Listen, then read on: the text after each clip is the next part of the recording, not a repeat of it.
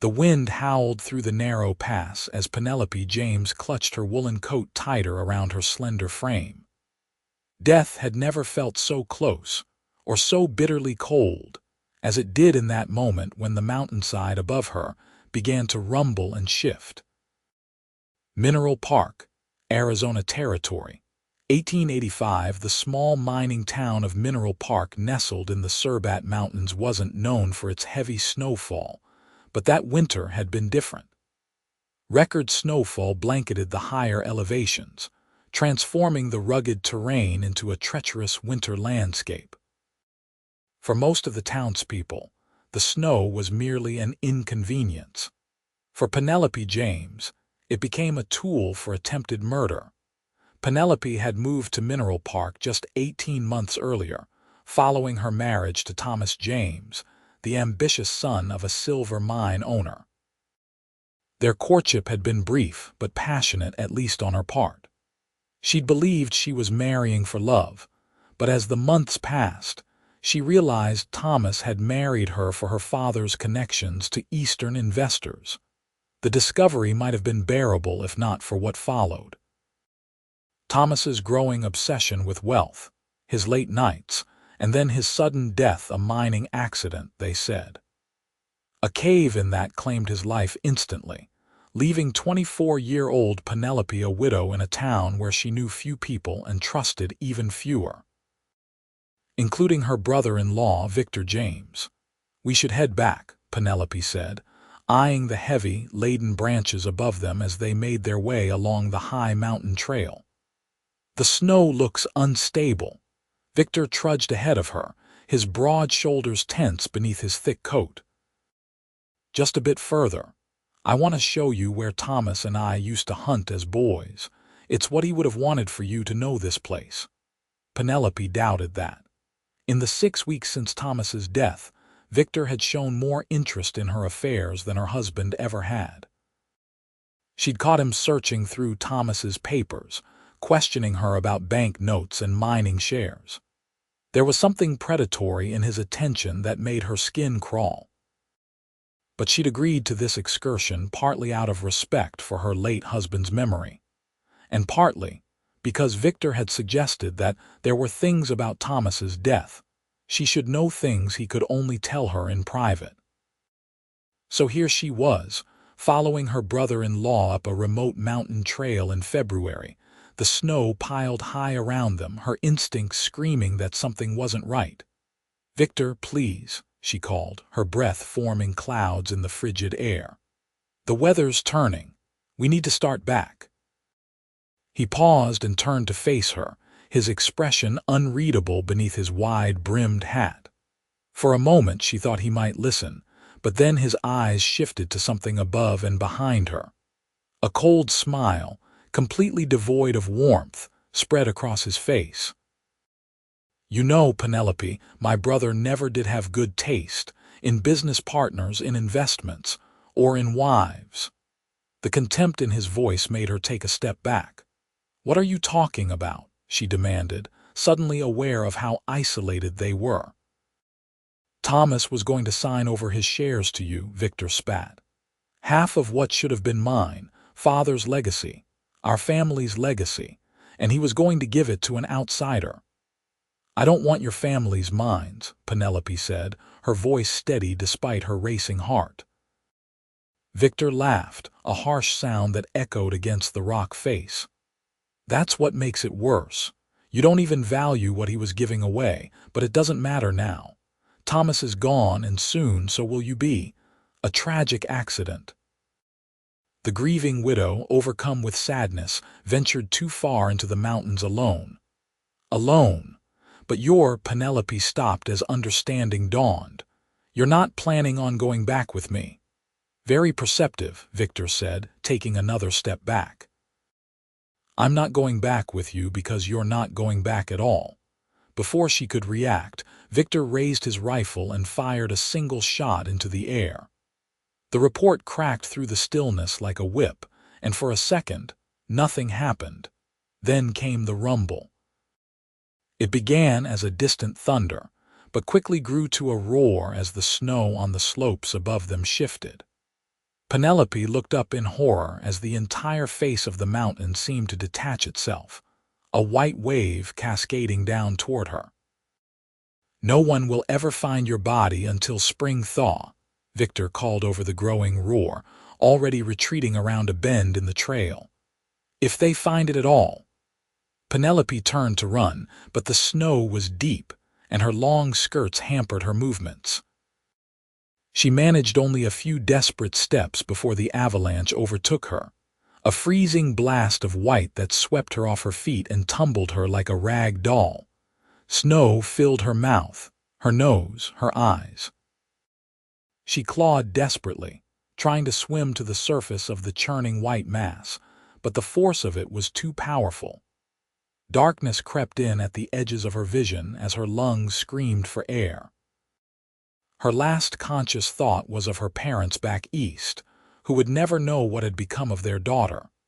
Then, nothing. Garrett Stone had spent most of his 30 years learning to read the mountains, and what he read now troubled him deeply. The snow had been building up for weeks, laying down layer after dangerous layer on the steep slopes. It was why he'd chosen to take the lower trail on his return to Mineral Park, despite the extra time it would add to his journey. He'd been working as a guide and hunter throughout the territories for the past decade, drifting from job to job, never staying in one place long enough to put down roots. The mountains were his home, the open trail his hearth. He preferred the company of his horse and the occasional prospector or lost traveler to the bustle of towns. But winter was harsh in the high country, and even a man like Stone needed supplies and occasionally human conversation. So he'd been making his way toward Mineral Park when he heard the rifle shot echo across the valley, followed by the unmistakable rumble of moving snow. He reined his horse to a stop, listening intently. Avalanches weren't uncommon this time of year, but a rifle shot just before one was no coincidence. Someone was either incredibly stupid or incredibly malicious. He hesitated only a moment before turning his horse toward the sound. Whatever was happening up there, it likely meant someone was in trouble, and despite his preference for solitude, Garrett Stone had never been the type to ride away from trouble. As he neared the site, he spotted a man hurrying down the trail, moving fast despite the deep snow. The stranger glanced back over his shoulder repeatedly, his expression a mixture of fear and something darker satisfaction. Perhaps Stone slowed his horse and tipped his hat as the man approached. "Afternoon. Heard what sounded like an avalanche. Everything all right up there?" The man startled, clearly not expecting to encounter anyone on the trail. He recovered quickly, adopting a mournful expression. "Terrible tragedy. My sister-in-law, we were walking and the snow just came down. Nothing I could do." Stone's eyes narrowed, taking in the man's appearance. His clothes were expensive but practical for the mountains. His rifle was clean and well-maintained. But it was his eyes that told the real story, cold, calculating, and utterly devoid of the grief he was claiming to feel. "That's a mighty unfortunate accident," Stone said carefully. "Where exactly did this happen?" The man gestured vaguely up the trail. "Just past the ridge there. But it's no use, the snow completely covered the area. She would have been buried instantly." "Even so, I should take a look," Stone said, starting to move his horse forward. "Sometimes people survive these things, especially if you act quick." The man stepped into his path. "I'm telling you, it's hopeless. I searched myself. The snow is at least 15 feet deep. No one could survive that." Stone noticed the man's hands were perfectly clean. No snow, no dirt, no evidence of any desperate digging to save a loved one. "I'm real sorry for your loss, Mr. James, Victor James, Mr. James. But I reckon I'll take a look anyway. Been in these mountains most of my life. Seen people survive worse." James's expression hardened. "Don't waste your time. I'm heading to town to organize a proper search party." He hesitated, then added, "Though we'll likely have to wait for the spring thaw to recover her body." With that, he pushed past Stone and continued down the trail at a brisk pace, not once looking back. Stone watched him go, then urged his horse forward, a sense of urgency growing within him. He'd spent enough time around liars to recognize one when he saw him, and Victor James was lying through his teeth. The question was, about what? Was there even anyone buried in the snow, or was this some elaborate ruse? As he rounded the bend in the trail, Stone got his answer. The side of the mountain had given way in a massive slide that had completely buried the path ahead. Fresh snow lay in a chaotic jumble across the terrain, with broken tree branches and displaced rocks marking its violent passage. Stone dismounted and tied his horse to a sturdy tree well away from the slide zone. If there was someone under all that snow, they wouldn't have much time. He estimated the avalanche had occurred less than 30 minutes ago. If the victim had an air pocket, and if the snow hadn't crushed them outright, they might still be alive, but just barely. He pulled a long, thin metal rod from his saddlebag, a prospector's probe he'd acquired years ago, and had modified for situations just like this. Moving carefully onto the slide area, he began systematically probing the snow, working in a grid pattern and focusing on areas where the terrain might have created catch points. Time crawled by with agonizing slowness. 10 minutes. 15. Stone's arms ached from the repeated motion of plunging the probe into the packed snow, but he pressed on, expanding his search area. If someone was buried here, each passing minute decreased their chances of survival. Just as he was beginning to think that perhaps James had been telling the truth about searching, the probe struck something that wasn't rock or tree, something that gave slightly under pressure. Stone dropped to his knees and began digging frantically with his gloved hands. The snow was densely packed like concrete, but Stone tore into it with desperate energy. 3 feet down, he uncovered a patch of dark fabric. Digging with renewed vigor, he soon exposed an arm, then a shoulder, and finally a face. It was a woman, young and deathly pale, her lips tinged blue. For a terrible moment, Stone thought he was too late. Then he noticed the faintest puff of condensation from her parted lips. She was still breathing, if barely. "Hang on," he muttered, clearing snow from around her head and chest. "I've got you now." Working methodically but urgently, Stone excavated her body from the snow prison. She was slender but tall, dressed in a heavy wool traveling outfit that had likely saved her from freezing to death. As he lifted her from the hole, he noted with concern that one of her legs hung at an odd angle, broken, most likely. He carried her to where his horse waited, fashioned a quick travois from branches and his bedroll, and secured her as comfortably as possible. Then, leading his horse by the reins, Stone began the careful journey down the mountain toward Mineral Park, keeping a wary eye out for Victor James. The woman's survival would undoubtedly come as an unwelcome surprise to the man, and Stone had no intention of giving him a second chance to finish what he'd started. Penelope fought her way back to consciousness through layers of confusion and pain. She was moving, that much she could tell, though she herself was not walking. There was warmth on one side of her face, sunlight, and the rhythmic creak of leather and wood. The smell of horse and man and pine filled her nostrils.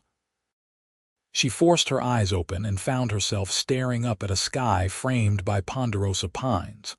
Her body lay on some kind of stretcher, being pulled by a horse, and walking beside her.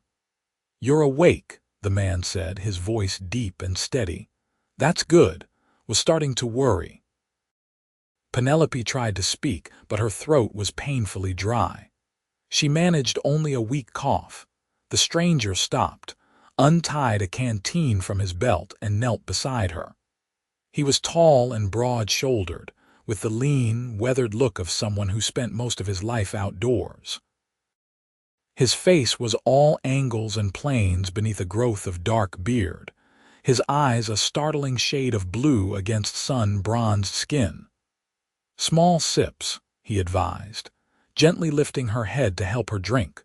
The water was cold and sweet, like life itself flowing back into her parched body. After a few careful swallows, she found her voice. "Who are you?" she whispered. "Name's Garrett Stone. Found you buried under about 7 feet of snow." His eyes studied her face intently. "Your brother-in-law seemed mighty certain you were dead." Memory rushed back with terrible clarity. Victor's cold smile, the gunshot, the roaring wall of snow descending upon her. "He tried to kill me," she said, her voice stronger now, fueled by anger. Stone nodded as if her confirmation was merely verifying what he'd already deduced. "Figured as much. He wasn't too pleased when I said I was going to look for you. You saw him." After, Penelope struggled to sit up but was stopped by a searing pain in her right leg. She gasped, falling back onto the makeshift stretcher. "Easy now," Stone cautioned. "Your leg's broken." "And yes, I ran into him on the trail. He told me his sister-in-law had been caught in an avalanche, but he didn't much act like a man who just lost family." Stone's expression hardened. "Didn't have a speck of snow on his gloves either. Man claims he searched for you, but he never dug an inch." Penelope closed her eyes, processing this information. "He wanted the mines," she said after a moment. "My husband's shares. I think he might have killed Thomas too." Stone raised an eyebrow but didn't look particularly shocked. "Mineral Park's seen its share of men killed for less." He readjusted her blanket, his touch surprisingly gentle for such large, work-roughened hands. "We're about an hour from town. I'm taking you to the doctor there." "No." Penelope's eyes flew open and she clutched at his arm. "I can't go back to town. Victor has friends there, influence. If he knows I survived." Stone considered this, his blue eyes thoughtful. "You're not wrong to be cautious, but that leg needs proper tending and you're suffering from exposure. You need a doctor." "Then not Mineral Park," she insisted. "Please." He studied her face for a long moment, then nodded. "There's a smaller settlement about 3 hours west of here, Crowley's Basin. Got a decent enough doctor and it's out of the James family's territory." He frowned, considering. "But we'll need supplies and your brother-in-law's likely headed to Mineral Park as we speak." "My house," Penelope said, thinking quickly. "It's on the edge of town. If Victor's gone to report my death, he'll go to the sheriff's office first. That would give you time to get what we need." Stone nodded slowly. "Might work. I'd feel better about you not being alone, though." "I won't slow you down," she promised, though she wasn't entirely sure how she would manage with her broken leg. A hint of a smile touched Stone's lips. "Never figured you would, Mrs. James. You survived being buried alive. That takes a special kind of grit." He adjusted his hat and resumed walking, leading the horse forward at a careful pace. "But I'm thinking we can get you settled somewhere safe while I gather supplies." They traveled in silence for a while, each lost in their own thoughts. Penelope found herself studying her rescuer when he wasn't looking. There was something reassuring about his calm competence, the way he navigated the rugged terrain with ease, checking back on her regularly without being asked. "How did you find me?" she asked eventually. "The snow." Stone glanced down at her. "Luck, mostly. Had a probe with me, thin metal rod prospectors use. Started searching where the terrain might have created pockets in the slide. Found you just in time from the looks of it. Just in time." The words sent a shiver through her that had nothing to do with the cold. How close had she come to dying, buried in that frozen tomb? The thought was too terrible to dwell on. "Thank you," she said simply. "I owe you my life." He shrugged, looking slightly uncomfortable with her gratitude. "Anyone would have done the same." "No," Penelope said softly. "They wouldn't have. Victor didn't." Stone had no response to that, but his jaw tightened momentarily. They continued on in silence as the sun began its descent toward the western horizon, painting the snow-covered landscape in shades of gold and amber. As they approached the outskirts of Mineral Park, Stone guided them off the main trail and into a grove of trees. "We'll wait here until dusk," he explained. "Less chance of being seen that way." Penelope nodded, fighting back a wave of exhaustion. The pain in her leg had settled into a constant throb, and every jolt of the travois sent fresh spikes of agony through her body. But she bit her lip and endured without complaint. After what she'd survived, this pain seemed almost trivial. As darkness fell, they made their careful way toward the town. Mineral Park was primarily a mining settlement, with one main street flanked by various businesses: a general store, a saloon, a small hotel, the sheriff's office, and an assay office. The residential areas spread out from this central hub in a haphazard fashion, with the more prosperous homes situated on higher ground. The James family home, where Penelope had lived since her marriage, stood on a small rise at the eastern edge of town. It was a substantial two-story structure, built of local stone and imported timber, a testament to the family's wealth and standing in the community. "There," Penelope whispered, pointing it out as they approached from the rear. "My room is on the first floor at the back. The window faces the garden." Stone nodded and helped her from the travois, supporting most of her weight as she hobbled beside him. The pain in her leg was excruciating, but Penelope gritted her teeth and forced herself to move. Every moment they spent exposed increased their risk of discovery. The window was unlocked, as she had hoped. Thomas had never seen the point of securing windows in a town where everyone knew whose house it was. Stone eased it open and helped Penelope through, following silently after her. The room was dark and cold, the fire in the small hearth long since gone out. Stone helped Penelope to the bed, then moved swiftly to light a lamp, keeping the flame low to avoid attracting attention. "Stay here," he whispered.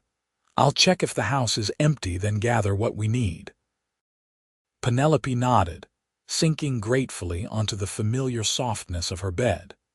The room looked exactly as she had left it that morning, her hairbrush on the dressing table, a book of poetry open on the nightstand, her shawl draped over a chair.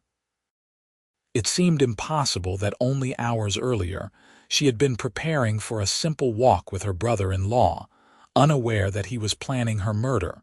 Stone returned minutes later. "House is empty. Looks like no one's been here since you left this morning." He moved to the wardrobe. "We need to pack what you can't do without.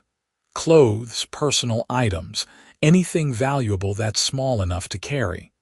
Penelope directed him to a carpet bag in the bottom of the wardrobe. "That should hold enough clothes for now. There's a leather pouch in the false bottom of my jewelry box on the dressing table. It contains money and some documents." As Stone gathered these items, Penelope reached beneath her mattress and withdrew a small, leather-bound journal. "Thomas's diary," she explained when Stone looked curious. "I found it after he died. Haven't had the courage to read it yet, but it might contain proof if Victor was involved in his death." Stone took the journal and tucked it into the carpet bag with her other belongings. "Anything else we can't leave without?" Penelope hesitated, then pointed to a photograph on the wall, her parents on their 25th wedding anniversary. "That, please. And my wedding ring is in the dish on the nightstand. I took it off this morning because the trail would be steep." Her voice trailed off, the memory of that morning suddenly overwhelming. Stone gathered these final items, then helped Penelope into a fresh dress, a practical dark blue traveling outfit that wouldn't show dirt easily.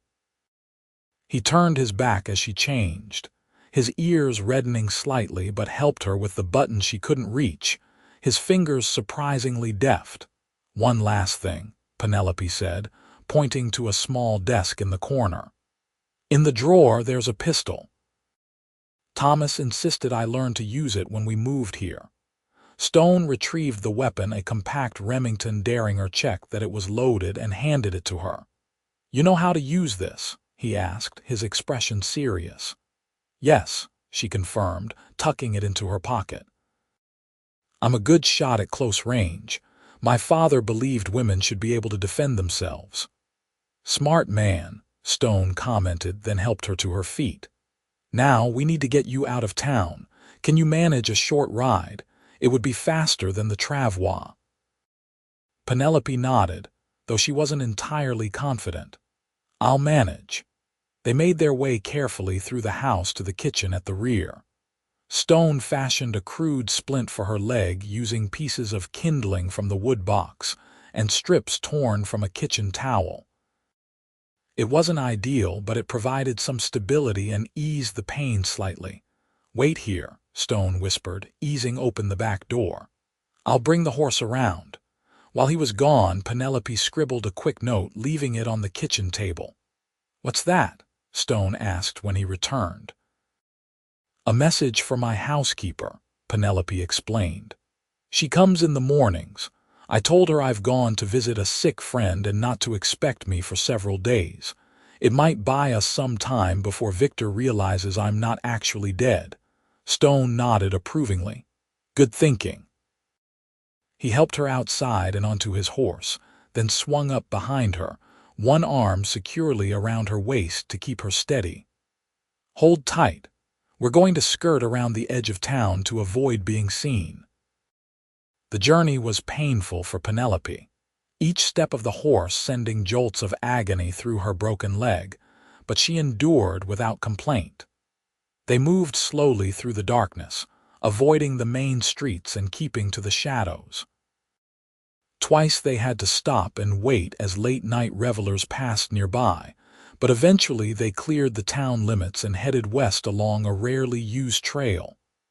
"Where exactly are we going?" Penelope asked, her voice tight with pain. "I have a cabin," Stone replied. "About halfway between here and Crowley's Basin. It's not much, but it's well hidden and defensible if it comes to that. We can rest there tonight, and I'll ride for the doctor in the morning." The idea of shelter and rest was so appealing that Penelope nearly wept with relief. "How far?" "About 2 hours at this pace," Stone said apologetically. "Can you hold on that long?" "Yes," she said, though she wasn't entirely sure. The combined effects of her ordeal in the Avalanche, her broken leg, and the emotional trauma of Victor's betrayal were taking their toll. But the alternative, returning to Mineral Park, where Victor could find her, was unthinkable. "I'll manage." Stone's arm tightened slightly around her waist, a gesture that was somehow both protective and reassuring. "You're tougher than you look, Mrs. James. Most folks wouldn't have survived what you did today." "Penelope," she said softly. "Please call me Penelope. I don't think I want to be Mrs. James anymore." She felt rather than saw his nod. "Penelope, then." They rode on through the night, the stars wheeling overhead in their eternal dance, the mountains dark sentinels against the horizon. Despite her pain and exhaustion, Penelope found herself drawing strength from the solid presence of the man behind her, this stranger who had saved her life and was now risking his own to protect her. For the first time since Thomas's death, perhaps even since before that, she didn't feel entirely alone. Stone's cabin was exactly as he described it, not much to look at, but strategically located in a small clearing surrounded by dense pine forest. It was built of logs and stone, with a single room, a sturdy door, and windows fitted with wooden shutters that could be barred from the inside. Despite its simplicity, the cabin was neat and well maintained. A stone fireplace dominated one wall, with a rough-hewn table and 2 chairs nearby. A narrow bed stood against the opposite wall, covered with a quilt that, while faded, was clean. Shelves held supplies, canned goods, ammunition, medical supplies, and a few books. Stone helped Penelope to the bed, then moved efficiently around the cabin, lighting lamps and starting a fire in the hearth. The interior quickly warmed, banishing the February chill. "You're the first person besides me who's been in here in about 3 years," Stone commented as he rummaged through a trunk, producing a bottle of whiskey and some clean bandages. "Not much for visitors." "It's lovely," Penelope said sincerely. After the events of the day, the simple cabin seemed like a palace. Stone gave her a skeptical look, then poured a measure of whiskey into a tin cup. "Drink this. What I'm about to do is going to hurt." Penelope accepted the cup with trembling hands. "The leg," he nodded, "needs to be set properly. I've done it before, worked as a field medic during the war, but it won't be pleasant." She drank the whiskey in 2 large gulps, grimacing at the burn. "Do what you need to do." Stone gently removed her boot and carefully cut away her stocking to expose the injury. The leg was swollen and discolored, with an unnatural bend midway between knee and ankle. He prodded the area with gentle fingers, his face grave. "Clean break, at least. Doesn't look like the bone's broken through the skin." He reached for a straight piece of wood he'd brought in from outside. "I'm going to set it and splint it properly. Tomorrow I'll fetch the doctor from Crowley's Basin to check my work." Penelope nodded, bracing herself. "I'm ready." Stone positioned himself at the foot of the bed, gripping her leg firmly just above and below the break. "On 3. 1, 2. He moved suddenly, pulling and twisting in one swift motion. Penelope's scream tore through the cabin as white-hot pain exploded through her body. The room swam before her eyes, and for a moment she thought she might faint. But she clung to consciousness, her fingers digging into the quilt beneath her. "Sorry for the cheat on the count," Stone said, already working to secure the splint with strips of clean cloth. "Sometimes it's easier when you're not tensed up waiting for it." Penelope managed a weak nod, too overcome with pain to speak. By the time Stone finished wrapping her leg, she was drenched in sweat, her face pale and drawn. He offered her another measure of whiskey, which she accepted gratefully. "Try to sleep if you can," he advised, moving to wash his hands in a basin. "The pain will ease some by morning." Penelope doubted she could sleep with her leg throbbing so intensely, but exhaustion had its own demands. Despite the pain, she felt her eyelids growing heavy. The warmth from the fire, the whiskey in her blood, and the bone-deep weariness from her ordeal combined to pull her toward unconsciousness. The last thing she saw before sleep claimed her was Garrett Stone settling into a chair by the fire, his rifle across his knees, keeping watch. In Mineral Park, Victor James paced the length of the sheriff's office, his face a mask of practiced grief. "You don't understand," he insisted to the weary-looking lawman. "My sister-in-law is out there somewhere, buried under tons of snow. We need to organize a search party immediately." Sheriff Davis regarded him with tired eyes. At 53, he'd seen enough of human nature to develop a healthy skepticism. "In the dark. That's a fool's errand, Victor, and you know it. No one's finding anything up there until daylight, and even then, if what you're saying is true, it's likely a recovery, not a rescue." Victor ran a hand through his hair in apparent frustration. "We can't just leave her there. We're not leaving her anywhere. We're waiting until we can actually see what we're doing." The sheriff stood, stretching his back with a grimace. "First light, I'll round up some men, but you need to prepare yourself for the likelihood that your sister-in-law didn't survive." "I know," Victor said, his voice appropriately somber. "I saw the avalanche hit her. No one could have survived that, but still we have to try." The sheriff nodded, apparently satisfied with this show of family devotion. "Get some rest, Victor. There's nothing more to be done tonight." Victor thanked him and stepped out into the cold night air, allowing his face to relax from its grieving mask. Everything was proceeding according to plan. By morning, he would lead a search party to the Avalanche site, make a show of desperate digging, then regretfully conclude that Penelope's body would have to wait for the spring thaw to be recovered. With his brother and sister-in-law both dead, and no children from the marriage, Victor would be the natural heir to Thomas's share of the family mining business. His father might grieve the loss of his daughter-in-law, but he would have no choice but to recognize Victor as the sole remaining heir. The plan was perfect, or it would have been if not for the stranger Victor had encountered on the trail, the one who had insisted on checking the Avalanche site himself. Victor had dismissed him at the time, confident that no one could find a body buried that deep in snow. But now, as he walked toward the James family home, a seed of doubt began to grow. Who was that man? What if, by some miracle, he had found Penelope? What if she was still alive? The possibility was remote, but Victor couldn't afford to take chances. He quickened his pace, deciding to check Penelope's house before returning to his own. If by some unlikely turn of events she had survived and made it back to town, he needed to know. The house was dark when he arrived, which was a good sign. He let himself in with his key and moved silently through the familiar rooms. Everything seemed undisturbed. Penelope's bedroom looked exactly as it should, bed made, personal items in their place. The only unusual thing was the cold fireplace. Normally, a housekeeper kept the fires burning even when the house was empty. Victor was about to leave, reassured, when he noticed something on the kitchen table, a note in Penelope's handwriting, explaining that she had gone to visit a sick friend and would be away for several days. Cold fury washed over him. She was alive.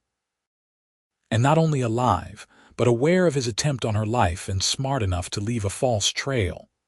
"Clever girl," he muttered, crumpling the note in his fist. But not clever enough. Penelope awakened to sunlight streaming through the cabin's single window and the smell of coffee brewing. For a moment, she was disoriented, uncertain where she was or how she had come to be there. Then the events of the previous day came rushing back: Victor, the Avalanche, Stone's rescue, their midnight escape from Mineral Park. She tried to sit up and gasped as pain shot through her splinted leg. "Easy," came Stone's voice from across the room. "That leg's going to be painful for a while yet." He moved to her side, helping her to a sitting position and propping her up with a rolled blanket. In the daylight, she could see him clearly for the first time, tall and powerfully built, with dark hair that curled slightly where it touched his collar. His beard was neatly trimmed, framing a face that was handsome in a rugged, weathered way. But it was his eyes that caught and held her attention, a clear, intense blue that seemed to see right through pretense. "How are you feeling?" he asked, handing her a cup of coffee. "Like I was buried in an avalanche and had my leg broken," she replied dryly, accepting the cup. "But alive, which is more than I expected yesterday." A hint of a smile touched his lips. "Fair enough." He returned to the hearth where a pot bubbled over the fire. "I'm making porridge, not fancy, but it'll keep your strength up. After we eat, I'll head to Crowley's Basin for the doctor." "Is it safe to leave me here alone?" Penelope asked, unable to keep the edge of anxiety from her voice. Stone glanced at her. "Cabin's well hidden. Doubt anyone would find it unless they knew where to look, but just in case." He retrieved her derringer from her coat pocket and placed it on the small table beside the bed, along with a larger revolver of his own. "You said you know how to use these." Penelope nodded. "My father taught me. He said a woman on her own needed to be able to protect herself." Smart man, Stone commented again, serving up 2 bowls of porridge. Most fathers don't think that way. He wasn't like most fathers, Penelope said, accepting a bowl. He believed women were as capable as men, just different in their approaches. He educated me the same as he would have a son. Stone raised an eyebrow. Unusual views. He was an unusual man, a professor of natural philosophy at Harvard. My mother was one of his students, caused quite the scandal at the time. She smiled faintly at the memory. They've been happily proving the critics wrong for almost 30 years now. And yet you ended up in Mineral Park, married to a mine owner's son, Stone observed, sitting down to eat his own breakfast. Quite a change from Harvard. Penelope's smile faded. Yes, well, even educated women make foolish decisions when they think they're in love. She stirred her porridge absently. Thomas was visiting Boston with his father. They were seeking investors for their mining operation. We met at a dinner party and he was different from the Boston men I knew, more direct, less concerned with social niceties. I found it refreshing. And he found your father's connections useful, Stone surmised, his tone neutral. Penelope looked up sharply. Yes, though I didn't realize that was his primary interest until after we were married. She sighed. The irony is, my father would have invested in their mine anyway. He didn't need Thomas to marry me for that. They ate in silence for a while, each lost in their own thoughts. Finally, Stone spoke again. I should leave soon if I want to reach Crowley's Basin and return with the doctor before nightfall. Will you be all right here? Penelope nodded. I'll be fine. The pain's not as bad as yesterday, and I'm too tired to move much anyway. Stone rose and began gathering what he would need for the journey. As he worked, Penelope studied him surreptitiously. There was something reassuring about his efficient movements, the careful way he checked his pistol before holstering it, the methodical packing of his saddlebags. "Why are you helping me?" she asked suddenly. "You don't know me. You're putting yourself at risk. Why?" Stone paused in his preparations, seeming to consider the question carefully. "Started because it was the right thing to do," he said finally. "Continued because I don't much care for men who try to murder their family members for money." He shrugged, as if it were that simple. "Besides, I've been on my own a long time. Sometimes it's good to be reminded why we bother with other people at all." With that enigmatic statement, he gathered up his hat and coat. "Bar the door after I leave. Don't open it unless you hear me give 3 short whistles followed by 2 long ones." He hesitated, then added, "If I'm not back by nightfall, there's a false floor under the bed. Lift the 3rd plank from the wall. There's extra ammunition, food, and some money, enough to get you to the nearest town with a train station." The practicality of these instructions, and what they implied about the potential danger, sent a chill through Penelope. "You think Victor might find this place? I think a man willing to bury his brother's wife in an avalanche isn't going to give up easily when he discovers she survived." Stone's expression was grim. "I'll be back as quick as I can. Just stay alert." With that, he was gone, leaving Penelope alone in the suddenly too quiet cabin. She hobbled to the door on her makeshift crutch and secured the bar across it as instructed, then checked that the shutters were tightly closed. Only then did she allow herself to sink into Stone's chair by the fire, the 2 pistols within easy reach on the table beside her. The day stretched endlessly before her, empty hours filled with pain and worry. To distract herself, Penelope retrieved Thomas's journal from her carpetbag. She had found it hidden in his desk drawer shortly after his death, but had been too grief-stricken to read it at the time. Now, she needed to know if it contained any clues about Victor's possible involvement in her husband's death. The journal was bound in soft leather, the pages filled with Thomas's precise handwriting. Penelope began at the beginning, some 2 years earlier, around the time Thomas had first traveled to Boston. The early entries were largely business-focused notes about potential investors, observations about mining conditions, calculations of profits and expenses. Thomas mentioned her only briefly in the context of her father's wealth and connections. There was no mention of love or even particular admiration for her as a person. Reading these entries was painful, but not surprising. Penelope had long since realized that Thomas had not married her for love. Still, seeing it confirmed in his own handwriting stung more than she had expected. As she continued reading, however, the tone of the entries began to change. About 6 months after their marriage, Thomas started to write about her differently, noting her intelligence, her adaptability to frontier life, her quiet dignity in the face of the town's initial coldness toward an outsider. P. Surprised me today. Read one entry from the previous summer. Found her in the study with father's geological surveys, making more sense of them than either father or Victor ever has. She has a mind for patterns, for connections. Perhaps there is more to this marriage than I initially thought. Penelope felt a bittersweet ache at these words. Had Thomas actually begun to care for her?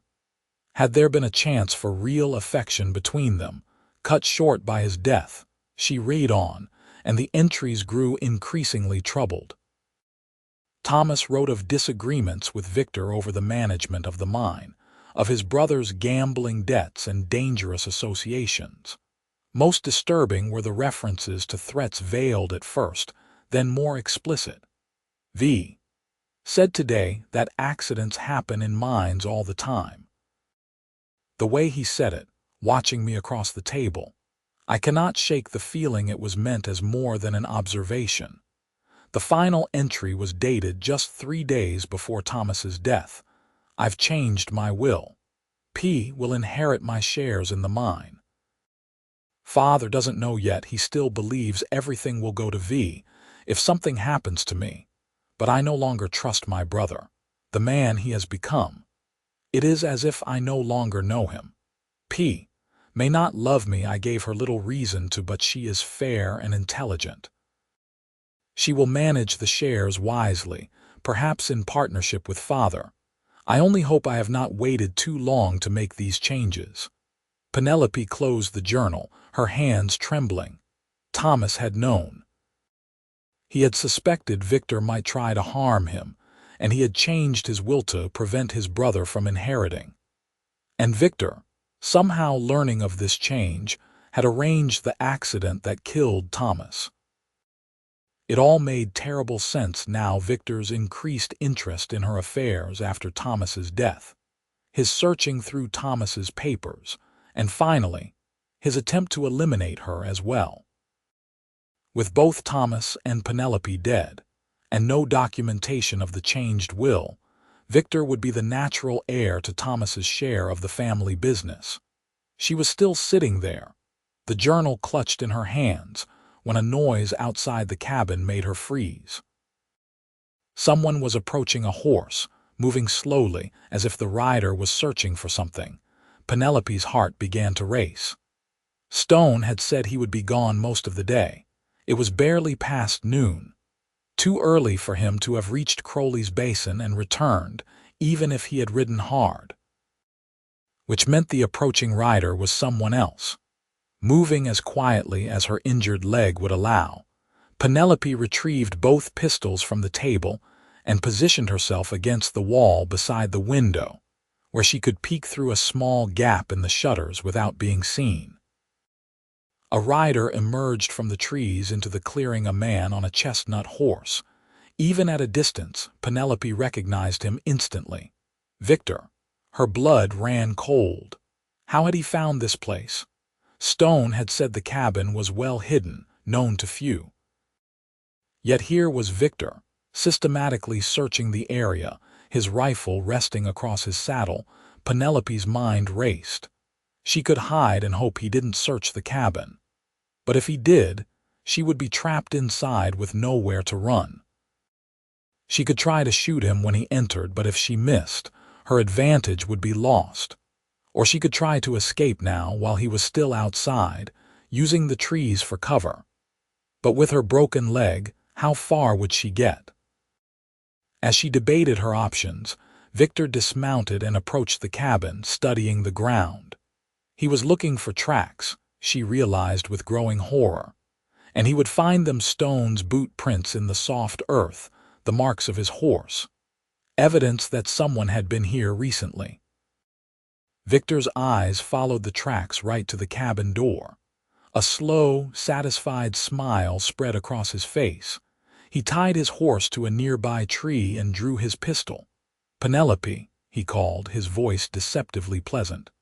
"I know you're in there. Why don't you come out and we can talk about this like family?" Penelope remained silent, gripping Stone's revolver tightly. Her derringer was tucked into the pocket of her dress, a last resort if Victor got too close. "No." "Well, that's disappointing." Victor's tone hardened. "I have to admit, you've surprised me. I didn't think you had it in you to survive that avalanche, let alone make it back to town and escape again. Who's helping you?" "That stranger I met on the trail." He circled the cabin slowly. "Doesn't matter. He's not here now, is he?" "It's just you and me, sister dear." He stopped at the window, trying to peer through the shutters. Penelope held her breath, pressing herself flat against the wall. After a moment, Victor moved on, continuing his circuit of the cabin. "I'll make you a deal," he called. "Come out now and I'll make it quick. Clean shot to the head, you won't feel a thing." He paused. "Or I can burn this cabin to the ground with you inside. Your choice." Penelope's mind raced. The threat of fire was real. The cabin was made of wood, dry from the winter air. If Victor set it alight, she would have no choice but to flee, making herself an easy target. She needed to act first. Quietly, she eased toward the door, positioning herself to the side of it. If Victor tried to break in, she would have one chance: a clear shot when the door first opened. "Last chance, Penelope," Victor called. "I'm getting tired of talking to a door." Silence followed, then the sound of footsteps retreating. For a moment, Penelope dared to hope he was leaving. Then came a new sound: the splash of liquid against the cabin wall, followed by the unmistakable smell of kerosene. Victor was making good on his threat. Panic surged through her. He would circle the cabin, dousing it with kerosene, then set it alight. She would be trapped in an inferno. Unless she acted now. Taking a deep breath, Penelope removed the bar from the door. Then, steadying herself against the wall with one hand, she raised Stone's revolver with the other and took aim at the door. "Victor," she called, her voice stronger than she felt. "I'm coming out, don't shoot." There was a pause, then Victor's voice, closer now. "Wise decision, sister dear. Slide your weapon out first." Instead of complying, Penelope fired 3 rapid shots through the door at approximately chest height, then dropped to the floor as return fire splintered the wood above her head. A pained grunt told her at least one of her bullets had found its mark. Silence followed, broken only by the sound of ragged breathing outside. "You shot me," Victor's voice came, weaker now, disbelieving. "And I'll shoot you again if you don't leave," Penelope called, reloading the revolver with shaking hands. A harsh laugh answered her. "Too late for that. You've killed me, I think, but I'm taking you with me." The scratch of a match being struck galvanized Penelope into action. Gritting her teeth against the pain, she lunged for the door, threw it open, and fired again at the slumped figure just outside. Victor fell backward, the lit match dropping from his fingers onto the kerosene-soaked ground. Flames erupted instantly, racing along the trail of fuel toward the cabin wall. Cursing, Penelope hobbled outside, keeping her gun trained on Victor, who lay motionless on the ground, blood spreading across his shirt from multiple wounds. His eyes were open but unseeing. He was dead. The fire was spreading rapidly, feeding on the dry wood of the cabin. Penelope knew she had to move quickly, but her broken leg made even standing an agony. She managed to drag herself to Victor's horse, which was nervously pawing the ground, frightened by the gunfire and the growing flames. With tremendous effort, she pulled herself into the saddle. The pain nearly made her black out, but she clung to consciousness with grim determination. She had to get away from here, away from the fire, away from Victor's body, away from the evidence of what she had done. But where could she go? She didn't know these mountains the way Stone did. Heading blindly into the wilderness with a broken leg would be suicide. But returning to Mineral Park was equally dangerous. Victor might be dead, but questions would be asked. A woman who killed her brother-in-law, even in self-defense, might not receive justice in a mining town where the James family held such influence. While she hesitated, trying to decide which direction to flee, the sound of approaching hoofbeats made her heart leap into her throat. Someone was coming fast, drawn perhaps by the gunfire or the smoke now rising from the burning cabin. Penelope raised her revolver, prepared to defend herself again if necessary. But as the rider burst into the clearing, she lowered the weapon in relief. It was Stone, returning much earlier than expected, his face a mask of concern that transformed into shock as he took in the scene: the burning cabin, Victor's body, Penelope swaying on horseback with a blood-stained revolver in her hand. He dismounted in one fluid motion and was at her side in seconds, steadying her in the saddle. "What happened?" he demanded, though the evidence was clear enough. "Victor found the cabin," Penelope said, her voice distant to her own ears. "He was going to burn it with me inside. I had no choice." Stone's expression hardened as he glanced at Victor's body. "You did what you had to do." He surveyed the spreading fire, which was now consuming one whole side of the cabin. "We need to go, now. That smoke will bring others." "Where?" Penelope asked, feeling light-headed from pain and shock. "Crowley's Basin. I was on my way back with the doctor when I saw the smoke." Stone quickly transferred her carpetbag and other belongings from the burning cabin to his horse, then mounted behind her on Victor's horse. "Can you stay upright if I hold you?" Penelope nodded, though she wasn't entirely sure. The adrenaline that had sustained her was fading, leaving her weak and trembling. "Then let's ride," Stone said, urging the horse forward. "The doctor's waiting for us at the fork in the trail about a mile from here." They left the clearing at a pace that sent waves of agony through Penelope's broken leg, but she bit her lip and endured it. Behind them, the cabin was fully engulfed in flames, a beacon that would soon draw attention. They needed distance between themselves and what had happened there. The doctor was waiting as promised, an elderly man with kind eyes and a bushy white beard, mounted on a mule and carrying a well-worn medical bag. "Good God, what happened to you two?" he exclaimed as they approached. "You look like you've been through a war." "Later, Doc," Stone said tersely. "We need to get somewhere safe first. She's got a broken leg that needs proper tending, and we've got trouble following us." The doctor looked alarmed but asked no further questions, falling in beside them as they continued toward Crowley's Basin at the fastest pace Penelope could endure.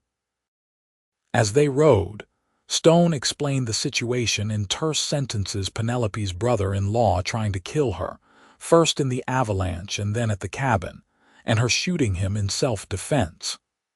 "The James family has influence in Mineral Park," he concluded. "Even with Victor dead, they'll have questions about his death, and I'm not convinced they'll believe our version of events." The doctor nodded gravely. "The law tends to be skeptical when a woman claims self-defense against a man of standing. Even with your testimony backing her, Mr. Stone, it could go badly." He studied Penelope with compassionate eyes. "What will you do, Mrs. James?" "I don't know," Penelope admitted, fighting to stay conscious as waves of pain and exhaustion washed over her. "I can't go back to Mineral Park. But I have nowhere else to go." "You could head east," the doctor suggested. "Back to your family." Penelope shook her head weakly. "Victor might be dead, but his father isn't. If he believes I murdered his son, he'll never stop looking for me. I won't bring that danger to my parents' door." They rode in silence for a while, each lost in thought. Finally, Stone spoke. "I know a place," he said. "Ranch in northern New Mexico territory. Owner's an old friend from the war. Good man, trustworthy. He's been after me to come work for him for years, says he needs someone who knows the land, can handle trouble if it comes." He glanced at Penelope. "It's remote. Days from the nearest town of any size. The James family would never think to look there." "You'd go with me?" Penelope asked, surprised. Stone shrugged, a gesture she was coming to recognize as his way of downplaying something significant. "Been thinking of moving on anyway. Mineral Park's getting too crowded for my taste." The doctor chuckled. "That's Garrett Stone for you, Mrs. James. Man saves your life, helps you escape a murderer, burns down his own home in the process, and then acts like accompanying you to safety is just a convenient coincidence with his existing plans." Penelope studied Stone's profile, noting the slight discomfort in his expression at the doctor's words. "You don't have to do this," she said softly. "You've already done more than anyone could expect." Stone met her eyes briefly, then looked away. "Let's get you well first. Then you can decide where you want to go and who you want with you." It was a fair answer, and more than Penelope had any right to expect. But something in his tone, a carefully masked vulnerability, perhaps made her wonder if Garrett Stone might need her as much as she needed him, though for entirely different reasons. By the time they reached Crowley's Basin, Penelope was barely conscious, clinging to the saddle horn as pain and exhaustion threatened to pull her under. The doctor led them to a small house at the edge of town, explaining that it belonged to a widow who occasionally took in patients who needed quiet recovery. The next few days passed in a blur of pain, fever, and fitful sleep. The doctor properly set and cast Penelope's leg, but the ordeal of the Avalanche, the midnight escape from Mineral Park, and the confrontation with Victor had taken a severe toll on her body.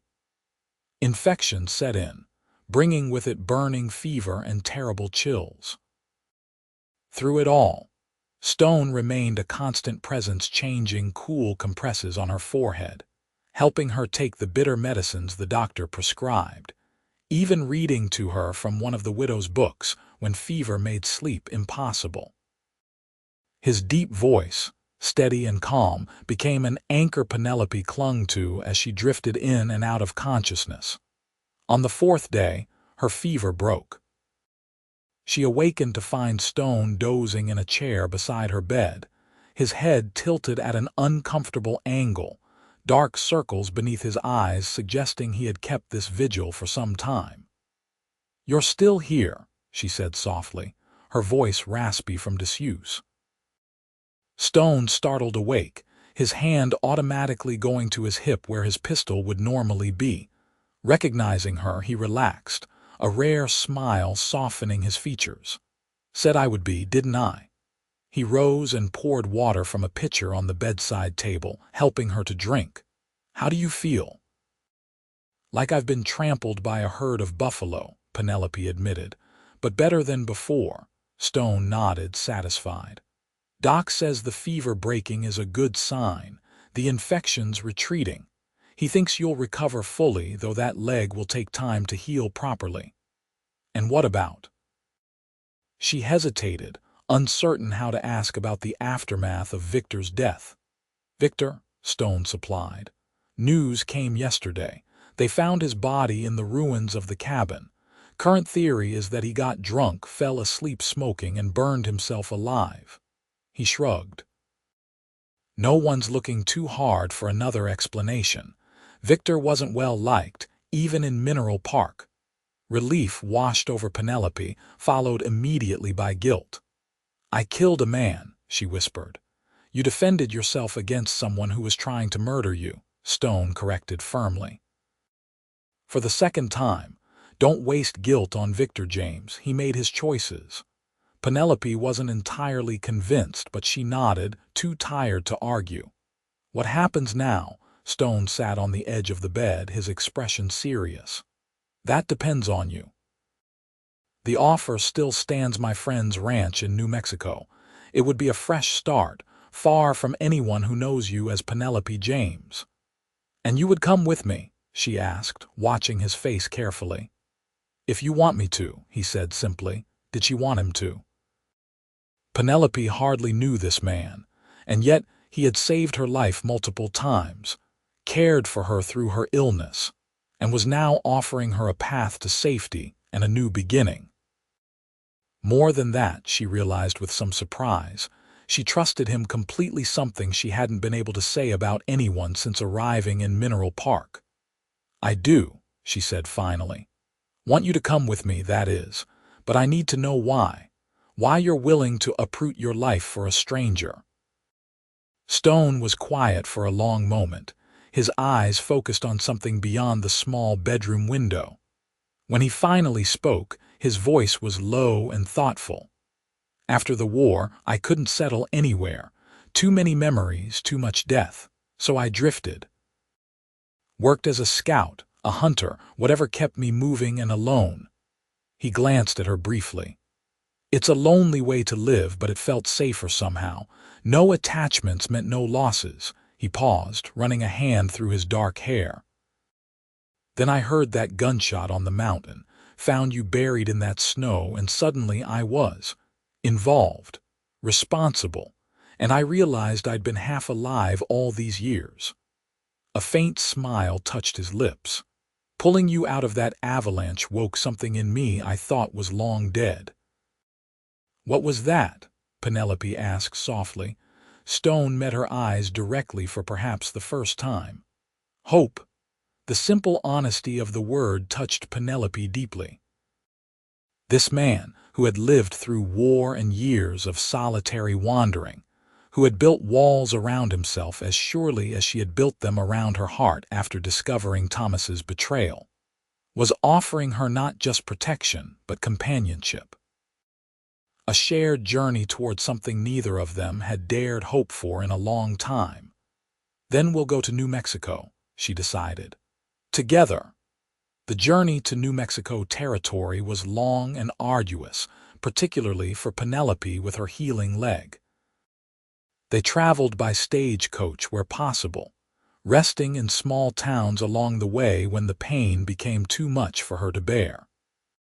Stone was a constant presence, alternately protective and respectful of her independence, somehow intuiting when she needed support and when she needed space to process all that had happened. 2 months after leaving Crowley's Basin, they arrived at their destination, the Rocking M Ranch, a sprawling property nestled in the foothills of the Sangre de Cristo Mountains. The owner, Marshall Morris, was a bear of a man with a booming laugh and eyes that missed nothing. He welcomed Stone with a crushing embrace and Penelope with a gentle handshake and a warm smile. "Any friend of Stone's is welcome here," he assured her. "Especially one who got him to finally accept my job offer after 5 years of trying." The ranch was larger than Penelope had imagined, with a main house, bunkhouse, barns, and various outbuildings spread across a natural basin surrounded by pine-covered hills. About 20 cowboys worked the property, along with a cook, a blacksmith, and Marshall's wife, Sarah, who ran the household with quiet efficiency. Marshall offered Stone a small cabin near the main house, originally built for a foreman who had since moved on. It was rustic but comfortable, with 2 rooms, a stone fireplace, and a small covered porch. To Penelope, he offered a room in the main house for as long as she needed it. "Until you decide what you want to do," he explained kindly. "No rush, Plenty of space here for everyone."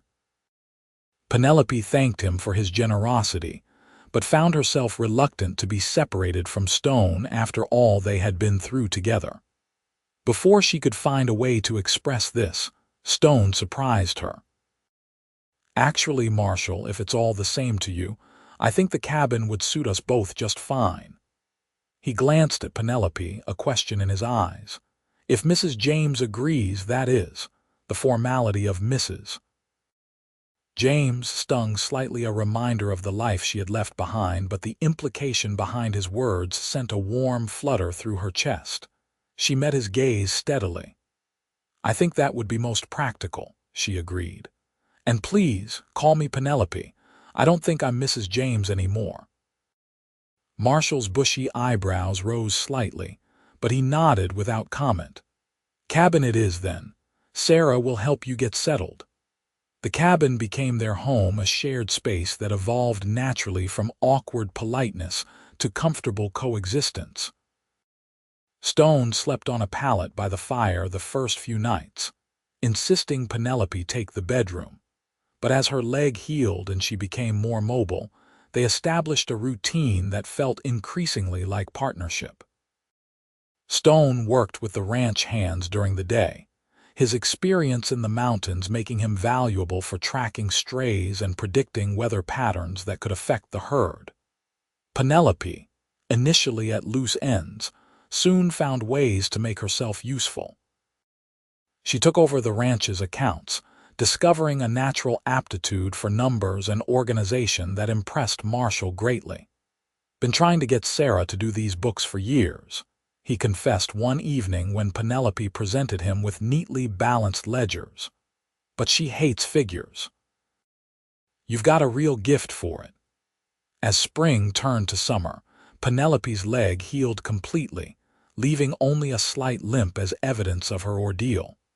With her mobility restored, she began exploring the ranch and its surroundings, often accompanied by Stone during his free hours. They rode along the boundaries of the property, climbed to viewpoints that offered spectacular vistas of the mountains, and sometimes simply sat in companionable silence watching the sunset paint the landscape in gold and crimson.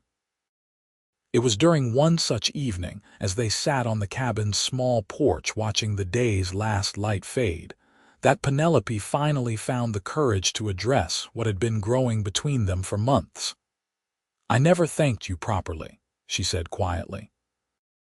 "For saving my life, for bringing me here, for everything." Stone glanced at her, his expression unreadable in the gathering dusk. "No thanks needed. I told you why I did it." "Hope," Penelope recalled. "But hope for what exactly?" He was silent for so long that she thought he might not answer. When he did, his voice was low and thoughtful. "For a long time after the war, I didn't think I deserved peace or happiness. So many dead, so many lives destroyed. And there I was, still breathing. It seemed wrong somehow." He leaned forward, resting his forearms on his knees. "So I punished myself by staying alone. No connections, no home, no future to speak of." Penelope listened, understanding better than she could express. Hadn't she been doing something similar since discovering Thomas's betrayal? Closing herself off, expecting nothing, protecting herself from further hurt by refusing to hope for more. "Finding you in that snow changed something," Stone continued. "Made me realize I'd been half alive all these years. And bringing you here, watching you heal, seeing you find your place." He turned to look at her directly. "It gave me hope that maybe I could do the same, find my place, be whole again." The vulnerability in his eyes took her breath away.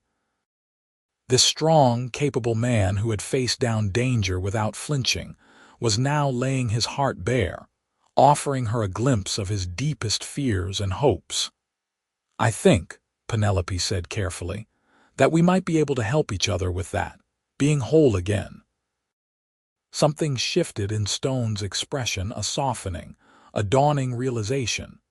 He reached out slowly, giving her time to pull away if she wished, and covered her hand with his own. "I'd like that," he said simply. The touch of his hand on hers sent warmth spreading through Penelope's body, a sensation she hadn't experienced in years, perhaps ever. With Thomas, there had been attraction, certainly, but it had been built on illusions and ulterior motives.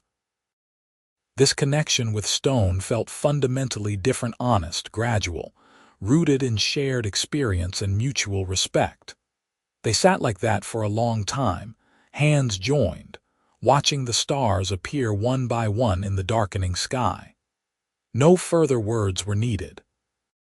Something had been acknowledged between them, a beginning rather than an end. Days passed, then weeks, as their relationship evolved with the natural rhythm of the seasons. Stone began teaching Penelope to shoot more accurately, to track game, to read the weather in the mountains. She, in turn, shared her knowledge of literature, science, and mathematics, often reading aloud in the evenings from books Sarah lent her from the main house's small library. Their first kiss came unexpectedly, on an autumn afternoon when they had ridden to a high meadow to check on a group of strays reported in the area. They had dismounted to rest the horses, and Penelope was marveling at the blazing colors of the aspen trees against the dark green pines. "I never imagined such beauty could exist in such a wild place," she said, her face lifted to catch the warm sunlight filtering through the golden leaves. Stone was watching her, not the landscape. "Neither did I," he said softly. When Penelope turned to him, the intensity in his gaze took her breath away. He stepped closer, slowly, giving her every opportunity to back away or signal discomfort. Instead, she moved toward him, closing the distance between them.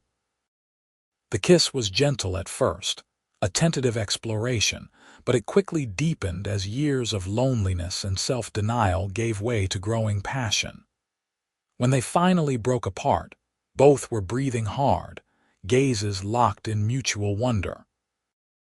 "I've wanted to do that for months," Stone admitted, his voice rough with emotion. Penelope smiled, reaching up to touch his face. "What took you so long?" He caught her hand, pressing a kiss to her palm. "Wasn't sure you were ready, or that I deserved you." "Garrett," she said, using his first name deliberately, watching his eyes widen slightly at the intimacy of it. "I think we both deserve a chance at happiness. Don't you?" His answer was another kiss, more certain this time, a promise of things to come. That night, for the first time, they shared the small bedroom in the cabin, their union a natural culmination of the trust and affection that had grown between them over the months. In Garrett's arms, Penelope discovered a passion she had never known existed, a connection that was as much about emotional intimacy as physical pleasure. Afterward, lying with her head on his chest, listening to the steady beat of his heart, Penelope felt a sense of peace that had eluded her for years. This man, who had pulled her from the snow with minutes to spare, had also rescued her from a life of lonely resignation. And perhaps in some way she had done the same for him. "I love you," she whispered, the words coming naturally without fear or hesitation. Garrett's arms tightened around her. "And I love you," he replied, his voice thick with emotion. "Never thought I'd say those words to anyone." "I'm glad you said them to me," Penelope said, raising herself on one elbow to look into his face. He tucked a strand of hair behind her ear, his expression more open and vulnerable than she had ever seen it. "Marry me," he said suddenly. "Not because you need protection or because it's expected, but because we choose each other, because we want to build something together." Penelope felt tears spring to her eyes, not from sadness, but from a joy so pure and unexpected that it overwhelmed her. "Yes," she answered simply. "Because we choose each other." They were married 2 weeks later in a small ceremony at the main house, with Marshall acting as both host and unofficial officiant. Sarah had helped Penelope make a simple white dress, and one of the cowboys had crafted matching silver rings from a melted-down silver dollar. It wasn't legal in the strictest sense, there was no judge or preacher for miles, but it was witnessed and celebrated by the small community that had become their extended family. "Never thought I'd see the day," Marshall declared at the small reception afterward, raising his glass in a toast. Garrett Stone, the loneliest man in the territories, finding himself a wife and a brilliant one at that. The Lord works in mysterious ways. As winter settled over the ranch, Penelope and Garrett settled into married life with surprising ease. The small cabin became a true home, filled with books Penelope ordered from Denver, interesting rocks and feathers Garrett collected on his rides, and the simple domestic touches that transformed a shelter into a sanctuary. They spoke often of the events that had brought them together: the Avalanche, Victor's betrayal, the desperate flight from Mineral Park. Rather than dwelling on the trauma, they acknowledged it as the crucible that had forged their bond, the catalyst that had pushed two wounded souls toward healing and connection. "You ever regret it?" Garrett asked one snowy evening as they sat before the fire. "Leaving your old life behind? You could have had comfort, society, all the things a woman of your background might expect." Penelope considered the question seriously, as was her way. "I regret that Thomas died, even though our marriage wasn't what I'd hoped. I regret that Victor chose greed over family." "But leaving that life behind," she shook her head. "No, it wasn't real. This," she gestured to encompass their small cabin, their life together, "this is real. Honest. Built on truth rather than convenience or pretense." Garrett nodded, understanding perfectly what she meant. Their relationship had been founded on the rawest kind of truth: life and death, courage and fear, the revelation of character that comes only in moments of extreme pressure. There was no room for pretense when one person pulls another from the snow with minutes to spare, when difficult choices must be made with lives hanging in the balance. "I used to think I was meant to be alone," he confessed, drawing her closer against him. "That it was safer that way. For me and for anyone who might care about me." "And now," Penelope prompted. He pressed a kiss to her temple. "Now I think I was just waiting for you, for someone who understands what it means to lose everything and still have the courage to begin again." In the spring, as the mountains shed their winter white for the vibrant greens of new growth, Penelope discovered she was expecting a child. The news filled them both with a mixture of joy and trepidation. Parenthood was uncharted territory, after all, and the isolated ranch was far from doctors and modern medical care. But as her body changed and the new life within her grew stronger, Penelope found herself filled with an optimism that bordered on certainty. This child would be born into love, into a family created through choice rather than obligation or expectation. Whatever challenges came, they would face them together, just as they had faced every obstacle since that fateful day on the mountain. "Boy or girl, what do you hope for?" Garrett asked one evening, his hand resting gently on her growing belly. "Health, of course," Penelope replied, "and happiness.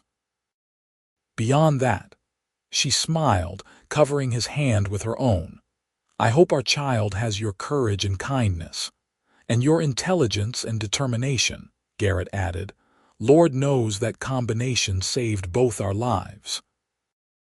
The baby, a boy they named William Marshall Stone, was born on a clear autumn day, with Sarah serving as midwife and Garrett pacing nervously outside until the infant's first cry split the air. When he was finally allowed to enter, the sight of Penelope cradling their son, tired but radiant, brought tears to eyes that hadn't wept since the war. "Look what we made," she whispered as he sat beside her on the bed, carefully gathering his family into his arms. "He's perfect," Garrett murmured, touching the tiny hand that curled automatically around his finger. Absolutely perfect. As William grew from infant to toddler to active young boy, the Stone family expanded their living space, adding rooms to the original cabin until it became a proper home. Garrett continued working for Marshall, eventually becoming foreman of the entire ranch, while Penelope managed the accounts and taught William and later his sister Eleanor, born 3 years after her brother. They never returned to Mineral Park. Occasional news filtered through from passing traders or cowboys who had worked in the area. The James Mining Company had been sold to Eastern investors after the senior James suffered a stroke. The town was growing with the arrival of the railroad. Thomas and Victor's graves stood side by side in the town cemetery. One man mourned as a tragic accident victim, the other largely forgotten. These tidbits of information stirred memories, but no real regret. Penelope had found her place in this remote corner of New Mexico territory, among people who valued her for herself rather than for her connections or what she might bring to a marriage. And Garrett, who had once believed he was destined to wander alone, had discovered that home wasn't a place but a connection to the land, to community, and most importantly, to the woman who had fought her way back from the brink of death with a courage that still humbled him. 10 years to the day after Garrett had pulled Penelope from the snow with minutes to spare, they stood together on the porch of their home, watching their children play in the yard with the ranch dogs. William, at 9, was already showing his father's aptitude for tracking and riding, while 6-year-old Eleanor had inherited her mother's quick mind and love of books. "You ever think about how close we came to never having this?" Penelope asked softly, leaning into Garrett's embrace. "If you hadn't heard that gunshot, if you hadn't searched the Avalanche site, or if you hadn't had the courage to fight your way to the surface, giving me something to find," Garrett added. "I think about it sometimes, how many small decisions led us here."